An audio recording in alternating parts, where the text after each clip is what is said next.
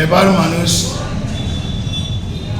BJP IPFT জোটের বিরুদ্ধে রায় দিয়েছে, সন্ত্রাসবাদের রায় দিয়েছে এবং বাইক বাহিনীর অত্যাচারের বিরুদ্ধে রায় দিয়েছে।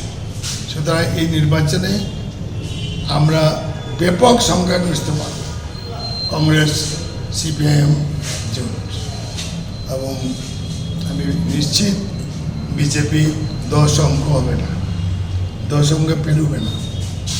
সারা সাউথে দেখেছি আমি ঘুরে, 1-2টা সিট পাওয়া বিজেপির পক্ষে কঠিন ব্যাপার এই সময়, এবং পুরা ওয়েস্ট ত্রিপুরা বিশালগড় 1-2টা সিট পাবে কিনা কঠিন ব্যাপার, এবং অবিভক্ত জেলাতেও কঞ্চিত 1-2টা সিট পেলেও পেতে পারে। সুতরাং এই যে ওরা 10-এর নিচেই থাকবে, 10-এর নিচে থাকবে, এটা আমি 100% গ্যারেন্টি দিয়ে বলতে পারি।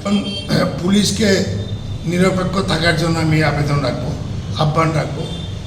কারণ এই যে কুমারঘাটে সেদিন আমাদের কংগ্রেস হামলা হলো, বিজেপি এবং কংগ্রেস সিপিএমের সঙ্গে লড়াই হলো, এবং সোনাইবাড়ি অঞ্চলে বেশ কিছু কংগ্রেস সিপিএমে বাড়ি করে হামলা করেছে। গতকালকে আমি ওইখানের কংগ্রেস কর্মী এবং ক্যান্ডিডেটদের নিয়ে ভিজিট করেছি।